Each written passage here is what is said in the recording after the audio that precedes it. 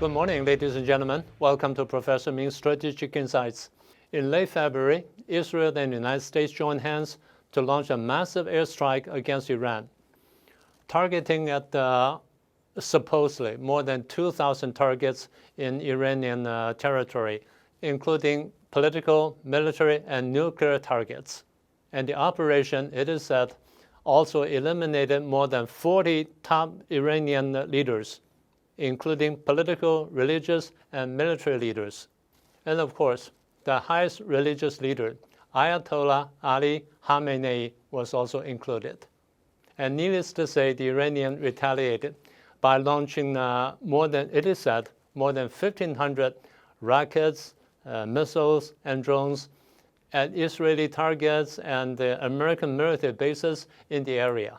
But today we're not going to talk about what really happened in the area. Let's shift our attention away from the immediate area, and to China, to communist China, supposedly the strongest or the most powerful ally of Iran, and see what kind of impact this operation has upon China, upon communist China. The question can be probed from the following aspects: energy, trade and economy, Belt and Road Initiative, geopolitics, and of course, the Taiwan issue. The first impact the war has on China is China's oil supply. As we all know that China obtains its oil about 45 to 50% of oil from the region. And Iranian oil accounts for about 20 to 22% of China's oil supply. And on the other hand, more than 80 to 90% of Iran's oil shipped to China. So China relies heavily upon the oil from the region, and especially from Iran. And if the war drags on a little bit longer, then the oil supply for China will be in great danger. As we all know, that 90% of the total world oil transportation goes through the Hormuz Strait. And if Iran decides to block the strait, then that means the oil price, global oil price, will increase sharply, which will deal a heavy blow on China's economy. It'll increase its costs in energy, of course, and also in the manufacturing industries, and it will suffer a greater pressure upon inflation, and also it'll retard its economic recovery. So that's the first impact. The second impact will be on China's trade and economy. As we all know, that China relies heavily on foreign trade, and its trading relations with the Middle East countries and the European countries are of utmost importance to China now, especially when they're having a trade war with the United States. So if a war happens in the region, and should it prolong a little bit longer, and it will affect the international trade heavily, and it will deal a heavy blow on China's economy. And that's the second aspect. These two are more on the economic side. Let's turn to the political side and the strategic side a little bit more.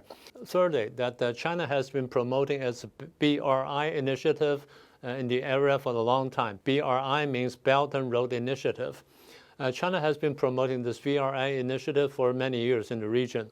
And Iran has been serving as a pivotal link of the network. So Iran was financing groups like Hezbollah, Houthi, Hamas, and the militia in Syria. Now that Iran has been neutralized, so to speak, by Israelis and Americans, so that means all these groups, Hamas or Hezbollah, will lose its strongest support. And it also heavily reduced China's influence in the region, and together with its prestige in the region. The fourth aspect, the fourth question is, of course, about Taiwan. The question is, how will this war against Iran affect Beijing's decision to attack Taiwan? Will it accelerate or decelerate the process? Well, my guess is it's going to slow down the process. Well, given the intelligence, military, and technological capabilities demonstrated by both the United States and Israel in this war, that should serve a very strong deterrence for Beijing should they decide to attack Taiwan. Of course, Beijing will know that Israel will never get involved in the war in Taiwan Strait, at least not directly. So in the case of Asia or Asia Pacific, or specifically Taiwan, then Beijing would have taken non-Israel but Japan into consideration together with the United States. So Beijing would have to assess whether they can outmaneuver the joint force of both the United States and Japan. And again, in terms of intelligence, military, and technological capabilities. So in sum, my guess is it's going to slow down Beijing's process. It'll serve as strong deterrence for Beijing in Taiwan, in the Taiwan case. So lastly, what Beijing really concerns is the possibility of a regime change in Iran. This time, the United States and Israel joined-handed to eliminate the entire leadership of Iran, the top 40 leaders of Iran. And if taken into consideration what happened in Venezuela in early January, the capture of the President Maduro by the United States troops, Beijing will probably come to a conclusion that President Trump is not only playing with the idea, he's also actually promoting the policy of bringing about a regime change in the countries he doesn't like. Venezuela, Iran, and will China be the next one, or North Korea be the next one? So in their mind, a color revolution by way of force is a possibility. So that's something that really worries them. So I guess that's what concerns Beijing the most. What they can do about Iran is very little. And I suppose what they can do is try to gather more information about what's going on inside Iran and try to have access to the incoming Iranian leadership and see what they can do from there. Well, there's much more to talk about in the coming weeks. So we'll try to keep you informed. And that's all we can do. And that's all we can share with you today. I hope you like it. And please do subscribe and share it with your friends. Do not forget to click the icon bell so that you can get an on-time notification.